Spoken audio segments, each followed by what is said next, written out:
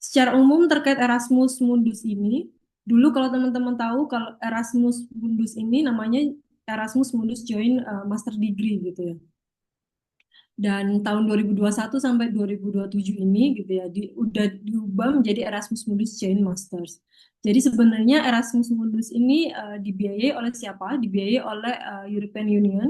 Jadi bidang akademiknya dari European Union gitu. Jadi Erasmus Mundus Joint Master ini menjadi bagian dari Erasmus Plus programnya.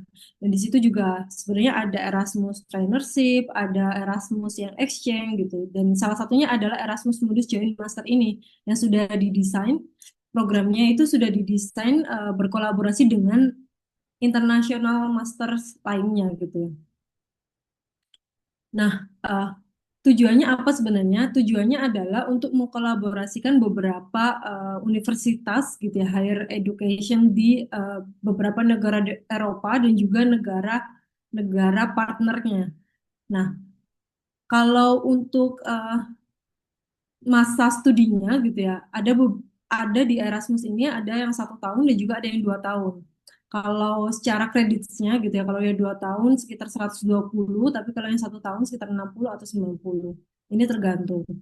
Dan juga beasiswa ini fully funded ya teman-teman. Jadi eh, semua dibiayain, mulai dari tuition fee, dari biaya SPP-nya untuk kuliah, insurance, health insurance, kemudian satu lagi adalah yang paling penting tuition atau stipend per bulannya gitu. Nah, kalau mekanisme lama ini dibagi lagi gitu ya, tuitionnya ada untuk mobility, ada untuk atau transportasi gitu ya, ada untuk settle di awal, tapi untuk mekanisme yang baru ini sudah di cover per bulannya langsung 1.400 gitu, 1.400 euro. Dan kalau ditanya gitu ya, ini apakah cukup atau tidak Kak gitu ya, apakah perlu kerja lagi gitu. Kalau menurut saya ini sudah sangat cukup, tapi balik lagi ini tergantung dari kota ataupun negaranya. Kalau di Eropa Timur seperti Estonia yang sudah saya apa namanya saya alamin di sana itu 1.400 sudah lebih dari cukup. Kita kita kalau untuk mahasiswa single itu sekitar 400 atau 500 euro gitu. Jadi teman-teman masih bisa saving untuk tiap bulannya. Dan untuk apa namanya melakukan mobility atau pindah negara nanti selanjutnya di tahun kedua dan sebagainya. Kemudian countries eligibility-nya gimana Kak? Countries eligibility-nya adalah worldwide. Jadi uh, sifatnya beasiswa ini highly kompetitif gitu ya. Jadi dia sangat membutuhkan gitu ya strong academic background, motivation, and international outlook. Itu kalau menurut saya. Jadi teman-teman bisa nanti kita kita belajar juga gitu ya gimana cara profiling beasiswa termasuk Erasmus ini dan tiap programnya karena Erasmus ini ada sekitar 204 program kalau tidak salah. Itu untuk tahun ini ya, untuk tahun ini di website itu sekitar 204 program. Itu bisa memiliki karakteristik yang berbeda. Jadi eh, ini nanti disesuaikan dengan apa yang sudah teman-teman miliki atau yang mau diusahakan kalau misalnya kalian mau berencana untuk daftar Erasmus ini.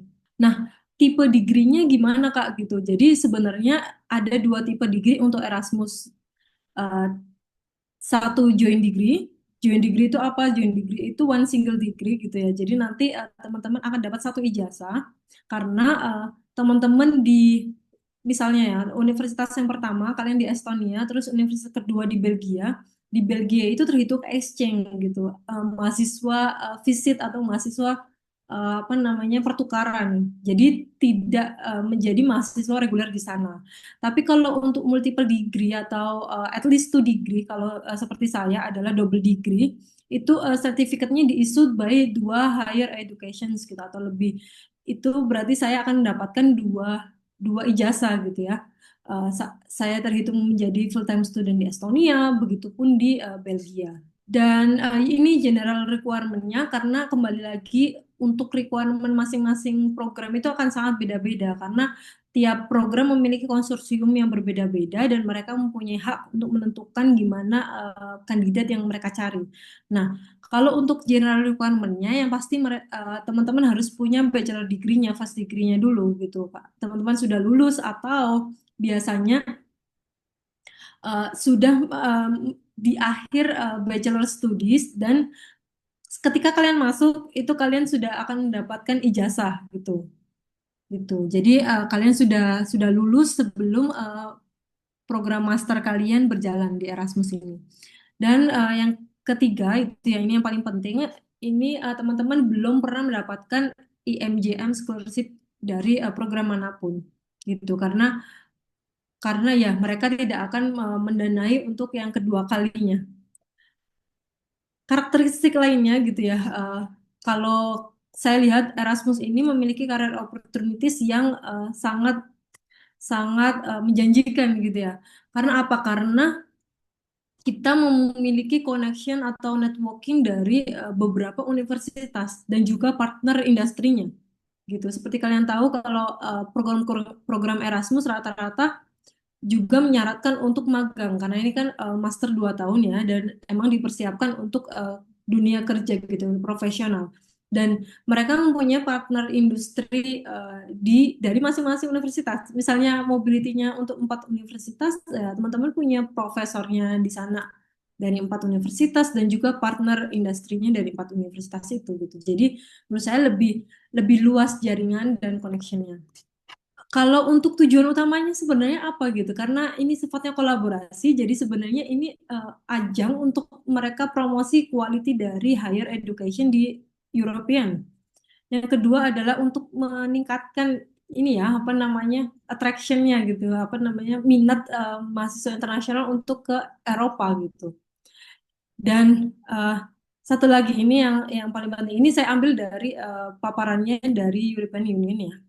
Ini adalah labor market needs. Jadi emang dipersiapkan untuk memenuhi apa namanya permintaan kerja gitu ya, permintaan pekerja. Nah, di sini Erasmus ini karena sudah lama gitu ya dan selalu berkembang gitu. Jadi ini ada beberapa improvement yang menurut saya perlu di-highlight karena ini meningkatkan apa ya minat teman-teman untuk mengikuti atau mendaftar di beasiswa Erasmus ini. Yang pertama adalah ambitious internship programs. Mereka apa ya sangat sangat careful, sangat menyiapkan mahasiswanya untuk internship gitu ya, untuk mempersiapkan di dunia kerja.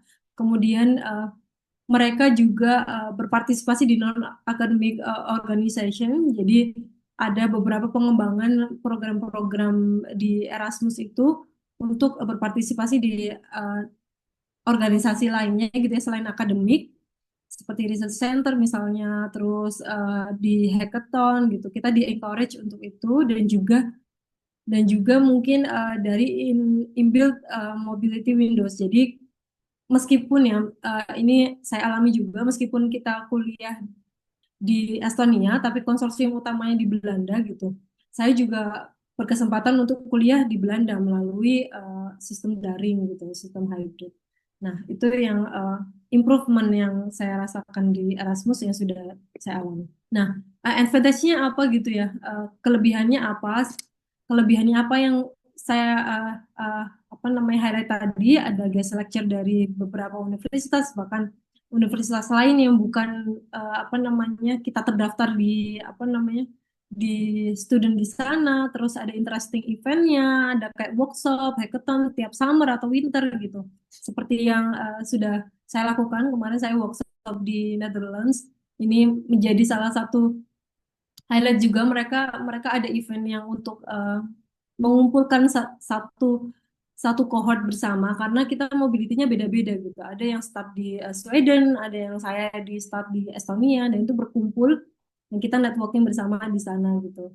Terus ya yang ketiga kita juga karena kita full time student misalnya di Eropa, sorry di Estonia dan Estonia itu termasuk Baltic University Program itu kita lebih banyak lagi eventnya gitu kayak karena misalnya ya, saya di Eropa Timur sekarang, nanti di Eropa Barat, di Belgia gitu akan beda lagi gitu ya organisasi untuk apa namanya universitasnya.